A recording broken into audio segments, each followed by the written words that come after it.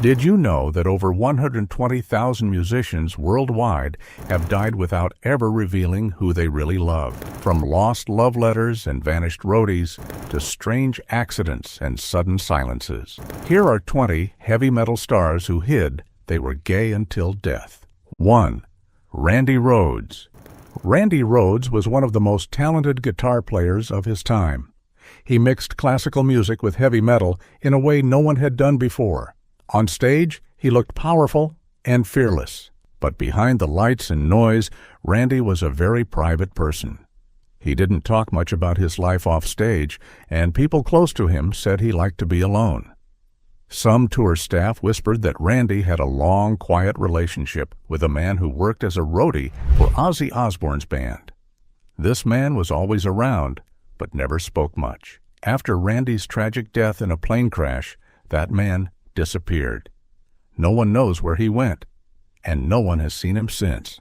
That raised a lot of questions. Some fans believe the crash wasn't just a terrible accident. They say Randy had agreed to do an interview with a big guitar magazine, and in that interview, he was going to talk about something very personal. Some claim he wanted to finally share that he was in love with a man. But before that could happen, the plane crash ended everything. Some say the timing was just too perfect to be chance. Why did the crash happen just when Randy was ready to talk? Why did his partner vanish without a trace? Why did no one in the music world speak up about it? These questions have stayed unanswered for years. Others in the industry hinted that people didn't want Randy to speak out. Some managers and producers may have thought his truth would hurt the image they built for him. In a time when the metal world was all about tough guys and loud music, being honest about love could have changed how people saw him. Maybe some didn't want that. Maybe they wanted him to stay quiet forever. 2. Cliff Burton. Cliff Burton was not like most metal stars. He didn't scream for attention or try to act tough. He was quiet, thoughtful, and full of deep ideas. He gave Metallica a different sound, one that had feeling and meaning. His bass playing didn't just hold the rhythm, it told stories. But Cliff had more to say than just music. Some say he had a part of himself he never shared with fans, and that maybe, just maybe, he was planning to speak out before his sudden death. During a tour in Europe, Cliff died in a horrible bus crash. But what if it wasn't just bad luck?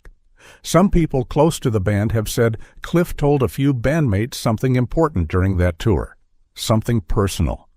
They say he trusted them enough to share that he was gay. It was a huge thing to say in the metal world at that time, but Cliff was ready. He was working on a solo project, and people believe he was going to open up completely. Then came the crash. The bus flipped in the middle of the night. Cliff was thrown out and crushed. Fans were shocked. The band was heartbroken. But not long after, someone found a broken road case. Inside was a letter. Not just any letter, one that many say Cliff wrote himself. Some people who claimed to see it said it talked about his life and who he really was, but the letter was never shared with the public. It was hidden. Some say it was destroyed. The timing of the crash made people suspicious. Why did it happen just as Cliff was planning a big move in his life and career? Why did the letter vanish? Why did no one ever talk about what it might have said? Some believe Cliff was being watched, that someone didn't want him to come out. They wanted the strong, quiet bass player, not the full human being. 3. Chuck Schuldiner. Chuck Schuldiner wasn't afraid to play loud, fast, and hard. He helped shape the sound of death metal, making it heavier and more intense than ever before. But unlike others in the scene, Chuck didn't act like a bully or a fake tough guy. He sang about real pain, real fear, real life. He showed feelings that many others hid, and that made some people nervous. Because there was more to Chuck than just heavy riffs and screaming vocals. People who knew Chuck say he was different in private. He was kind, soft-spoken, and very careful about who he trusted. Some close to him believe he had a long-distance relationship with another male musician. They say he found comfort in someone who truly understood him. Chuck started writing new music, songs that told a deeper story, songs about love and truth. But those songs never made it to the public. Then Chuck got sick. Cancer took over fast. He tried to fight it, but the music world around him changed. Suddenly, interviews stopped. Promotion for his work went silent. Fans were confused. What happened to the new songs? Why did the label stop talking about him? There's a belief that some record company people were scared. They thought if Chuck's new songs talked about being gay, it would hurt sales. Some insiders say they ordered a media blackout. That means no more stories, no more songs, nothing that could change the picture they painted of him. Chuck died with many of his last works unheard. If that's true, it's more than unfair. It's cruel. Chuck deserved to speak his truth. He earned it. He built a legacy. And then, maybe, they took his voice away, just because it didn't fit the image they wanted to sell. 4. Layne Staley. Layne Staley had a voice like no other. It was raw, broken, and full of pain. He sang like every word hurt. Fans say his music felt like it came from the deepest part of his soul, but maybe that soul was carrying something no one was allowed to see. Layne didn't just battle substances and sadness. Some say he was fighting to be himself in a world that didn't want him to be. Behind the sad eyes and long hair, Layne kept a quiet life. People around him say he had hidden relationships with men. But the people who managed him didn't want that truth to get out. They wanted the fans to believe a different story, a rock star story, a straight, wild, tortured genius. But not too real. They controlled what got seen. They controlled what was said. Layne had notebooks full of lyrics, not just music, feelings, thoughts, his true self. After he died, one of those notebooks disappeared. Some say it was burned, gone forever. What did it say? We may never know. Layne became more and more isolated. He shut people out. Was it the substances? Was it the heartbreak? Or was it because he felt he had no voice? Some believe Layne was forced to erase who he was, piece by piece, until there was nothing left. 5. Peter Steele. Peter Steele looked like a giant on stage. Muscles, long hair, deep voice. He was everything the world thought a metal god should be. But behind the stage lights, things may have been very different. Peter's image was strong, even sexual. He posed for magazines. He joked about being too much man for one world. But maybe that was just an act, a wall, a mask. One person who worked with him, a tech who handled keyboards, once wrote online that he and Peter were more than friends. But that blog post vanished fast, deleted, and no one else ever talked about it. Still, fans began to wonder. Peter's lyrics seemed to say more than people noticed before. Songs like I Don't Want to Be Me took on new meaning. Was he trying to say he didn't want to keep pretending? Peter often seemed uncomfortable in interviews. He made strange jokes. He changed the subject. Was he hiding something in plain sight? People around him said he lived in fear. Fear of being found out.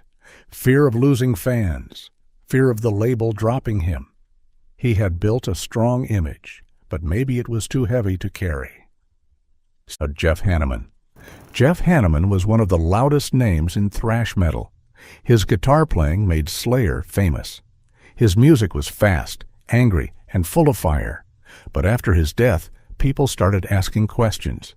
Was Jeff hiding something much bigger than fans ever guessed? One day, an anonymous letter came out. It was said to be written by someone who worked on Slayer's tours. This person claimed that Jeff had a longtime boyfriend who worked as a tattoo artist. Nobody knows for sure if this letter was real, but it made people wonder. Could the tough, powerful Hanneman really have been living a secret life? And if so, why did he hide it? Fans started looking at his songs differently. One track, Dead Skin Mask, was thought to be about a criminal, but now people say it had hidden messages. They say the lyrics are really about fear, the fear of being found out, the fear of not being accepted, the fear of living one way on stage and another way in private. It sounds wild, but it makes you think, what if the music told the truth all along? Jeff died after a spider bite caused a terrible infection. That was the official story, but some people believe it was more than that. They think his health was already failing, and the band used the spider bite as a cover-up, a way to keep the public from asking deeper questions. Why would they do that? Maybe they thought the world wasn't ready, or maybe they just wanted to protect his image. Even in death, the truth stayed hidden. 7. Mia Zapata. Mia Zapata was strong, her voice was loud, her stage presence was raw. People knew her from punk, but she was part of the heavy Seattle music world too. She sang about real life, about pain and strength. But there was something she never told the public. Some now say Mia was in a quiet, loving relationship with another woman, a famous singer, someone the world still talks about. But back then, things were different. Being gay in rock wasn't easy. You could lose fans, respect, even safety. Did Mia hide her love to protect her career, or did she hide it to stay alive? Before her death, she was working on a big interview for a zine. She was ready to open up, to tell the truth, not just about her music, but about who she really was. That interview never happened. Mia was eliminated before it came out. The man who did it was caught years later, but some people think the story isn't over. They believe her crime was planned, not random. Some think people in the music world knew what she was about to say, and they were afraid of what it would mean. The music world praised Mia after she died. They said she was brave, different, unforgettable, but they didn't talk about the love she never got to show, the love that had to stay hidden. 8. Paul Baloff. Paul Baloff was loud, wild, and full of fire. He screamed his way through the thrash metal scene like a storm. People loved his wild shows, his voice, his energy. But what if that wild image was just a mask? Some people say Paul had a long-term boyfriend, someone he called a roommate. That was a common word used back then when people didn't want to say the truth. Some of the band's crew noticed it. They said the two were close in a way that didn't look like just friends. Back then, being openly gay in metal could ruin your career. People didn't talk about it. Some were scared, others were ashamed, and many just stayed quiet. Paul kept the secret. He was the wild guy, the party animal. He was supposed to be all about chaos, not love. But behind the loud music, was he someone else entirely? Before he died of a stroke, Paul was said to be working on a solo album. People close to him say it was different. The lyrics were personal, deep, even soft in places. Some say it was going to be about real things, identity, hiding, love. But after he died, those songs were never found. Or maybe they were hidden. Who took them? Why?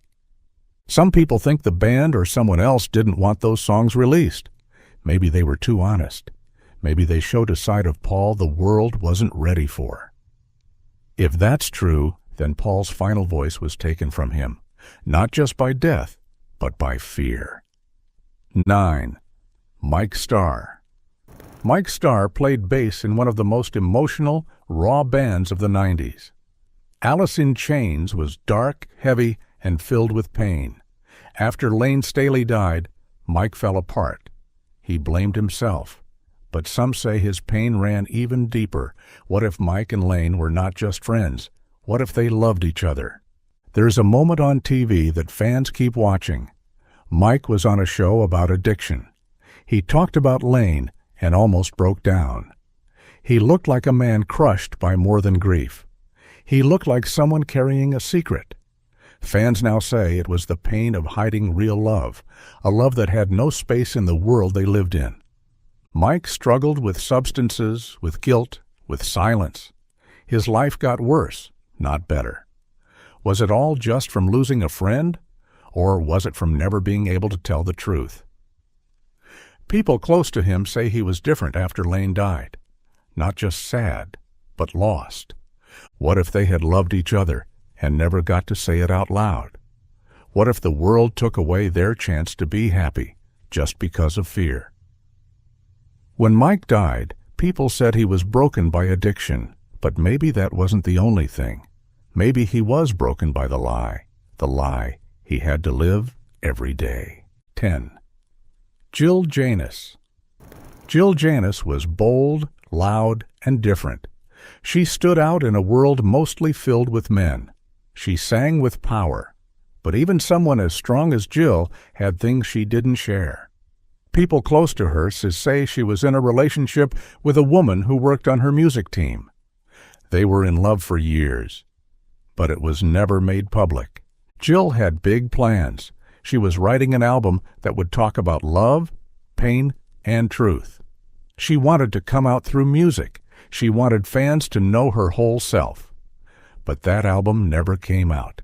People say her management didn't like it. They said it was too risky. They wanted her to sing, not speak. They told her to keep it quiet. Jill struggled with mental health. She fought many battles in private. Was hiding her truth one of them? Some believe it was. They think her silence wasn't her choice. It was forced. After she died, one thing was clear. Her final music was missing. The last songs she wrote were never released. Some say they were too honest, too raw, too real. 11. Kevin DuBrow. Kevin DuBrow had the loudest voice in the room and hair that could stop traffic. But behind the big shows and wild energy, he was someone very different. People who worked with him said that while others chased groupies and drank too much, Kevin often stayed alone. Some said he didn't like all that noise after the lights went down. Others said he was hiding something big, something he was never allowed to say out loud. A former record worker who asked to stay unknown said Kevin was with a male tour helper during the time Quiet Riot was on top. But this wasn't something he could share. The music world back then wasn't ready to hear that someone like Kevin might have loved a man. His label wanted him to be the loud, wild, lady-chasing rock star. That was the image they sold. They didn't want anything else. If he had said the truth, they might have dropped him. Kevin didn't talk about his love life, ever. That silence was loud to some people. His songs were full of shouting and power, but none talked about real love. That was strange. Friends now say that he looked tired near the end. They say he was sad. They say he started using more substances. When he died from a cocaine overdose, the news said it was because of his bad choices. But others think it wasn't just about substances. Some say someone threatened him, that he was scared the truth would come out, that maybe he didn't want to live with that fear anymore. There were whispers of blackmail. There were rumors someone found out and wanted money. Others say Kevin was writing something personal in his notebook before he died, something he never got to finish. That notebook was never found. 12. David Gold. David Gold's music was sad, deep, and full of pain. Every song he wrote seemed to carry a heavy heart. He sang about loss, dark skies, and cold nights. But some now believe those lyrics weren't just stories. They were pieces of his life, small cries for help that most people missed until it was too late. People who followed his band Woods of Ypres remember how he avoided questions about his personal life. He didn't share much. He just let the music do the talking. After his car crash, fans went back to the words in his songs and started reading them differently. The pain felt more real. The sadness wasn't just part of the style. It might have been the truth. There's talk that David had been in love with another male musician, a quiet, hidden love. The two of them were said to be close while working on music, but something happened, a fight maybe, or maybe fear. People say David ended things and it crushed him. He died while driving fast. Some say he lost control. Others think he didn't care. That night he wasn't just behind the wheel. He was carrying too much hurt. What if the breakup pushed him to take risks? What if the sadness made him stop caring about life? Even darker rumors say someone wanted David quiet. That his new album, Gray Skies and Electric Light, was going to share too much.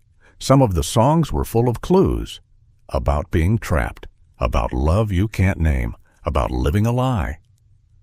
Some lyrics were taken out before the release. Fans noticed. People close to the band said they were told not to talk about what David had planned. One song was never released. No one knows why. 13. Aleah Stanbridge. Aleah Stanbridge didn't shout to be heard. Her music was soft, heavy, and full of feeling. Her voice sounded like wind in a dark forest. It was beautiful, but also full of quiet pain. She sang about life, death, and shadows. But some people think her real story was deeper than her lyrics. She worked with many bands in the doom and gothic metal world. Her songs felt like stories, and fans could feel something was hiding between the lines. She didn't talk much about her personal life, but some say she had a love she kept secret with a woman from another band in Scandinavia. They say it wasn't just a love story. It was real, deep love, one she wanted to share in music. People close to her said the next Trees of Eternity album would be about two women in love, trapped in different worlds. A fantasy, but one full of truth. Aleah got sick fast. Cancer. She passed away before the album was done. It shocked everyone. But some people don't believe it was just cancer that took her voice. Some say the label didn't want that album out the way she planned it. Some say songs were removed or changed. One song, fans believe, had lyrics that told the truth. That song was never released. Friends noticed how parts of her writing disappeared, how her old files were suddenly locked or missing. Her partner stayed quiet, maybe scared, maybe warned, maybe hurt too much to speak. Was Aleah just a singer who died too soon? Or was she silenced before she could tell a story too bold for the world she lived in? Her voice still echoes. Her fans still listen. And some still look for that missing song. 14. Paul Gray. Paul Gray wore a mask on stage, but maybe the biggest mask was the one he wore in real life. Slipknot was loud, wild, and scary to many. But Paul was quiet when the music stopped. He didn't party as hard as the others. He often stayed alone. Fans thought he was just shy, but maybe he was hiding something more. Someone who worked on tour said Paul once talked about a man he loved, not just a friend, a partner. But Paul said he could never tell anyone. He was scared of what the band or fans might say. Slipknot had a dark, tough image. A love story like that didn't fit. Paul's music was full of pain. The bass lines were heavy. His words, when he wrote them, carried sadness. Now, fans wonder if those songs were about more than just the music. Was Paul crying out without words? When he died of an overdose, it shocked the metal world. But even more strange was how fast the band's team moved. They took his notebooks, his lyrics, and his things before the family even had a chance.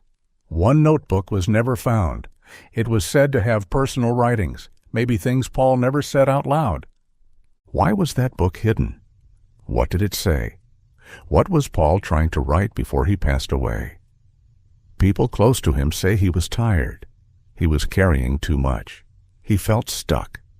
Some say he started using substances not just for fun, but to feel nothing, to stop the pain of hiding, of not being able to live freely. 15. Ralph Santolla. Ralph Santolla was known for playing fast, fierce guitar riffs. He played with some of the toughest bands in death metal. But off stage, Ralph was thoughtful and quiet. He didn't act like the loud rockers around him. He read books, talked gently, and kept his life private. People close to him say he had a personal struggle, one he never spoke about in public. There were whispers about a man he had loved, another guitarist in the Florida scene. They worked together, laughed, and maybe even dreamed of writing music as a team. But nothing was ever confirmed. Ralph kept switching bands, Deicide, Obituary, and more. At the time, it seemed normal. But now, some say he left because of things that had nothing to do with music. Some say band members found out, that it caused fights, that Ralph couldn't be honest and still stay in the bands he loved. He never wrote songs about love. He stayed away from lyrics that showed feelings. But in his final years, he was working on a solo EP. He told people it would be different, personal, deep. Then suddenly he died from a heart attack at age 51. 16. Gar Samuelson. Gar Samuelson didn't just play the drums. He changed what metal drums could sound like. He mixed jazz into the heavy, rough soul of early Megadeth. On stage, he was full of power and skill. But once the music stopped, Gar turned quiet, even cold. People close to him said he never brought girlfriends around, never talked about love, and didn't party like the others. He stayed in the shadows. Fans assumed he was just shy, or maybe too deep into substances. But there were always small clues that something more was going on. In an old online post, a man claiming to be a sound engineer said Gar had a long, secret relationship with a male lighting tech during the Peace Cells era. That post vanished years ago, but the rumor stuck. Gar was fired from Megadeth, and everyone said it was because of substances. But some people whispered about another reason, one no one wanted to say out loud. Maybe Gar's silence wasn't just about shyness. Maybe he was hiding who he really was. Friends described Gar as guarded. He kept things locked inside. When others joked about girls or partied after shows, Gar often slipped away. He didn't talk much, and when he did, it wasn't about love or his personal life. He just drummed, then disappeared into himself. People started to notice that he didn't seem happy. He seemed like a man carrying a secret too heavy to share. Not long before his death, Gar had agreed to appear on a small podcast. The host claimed Gar planned to talk about his past, not just about music, but his personal truth. Then Gar suddenly died from liver failure. The podcast episode was never recorded. That truth, whatever it was, died with him. Fans still wonder if he was about to tell a story the metal world wasn't ready to hear. 17. Nick Menza. Nick Menza died while doing what he loved, playing drums live on stage. One moment he was mid-song, full of energy. The next, he collapsed and never got up again. It shocked everyone, and the music world mourned. But after the sadness, the questions began. Was there more to Nick's story? Could his life have been tangled in truths that never reached the surface? Nick was the second Megadeth drummer to die young. Fans couldn't help but draw lines between his life and Gar Samuelson's.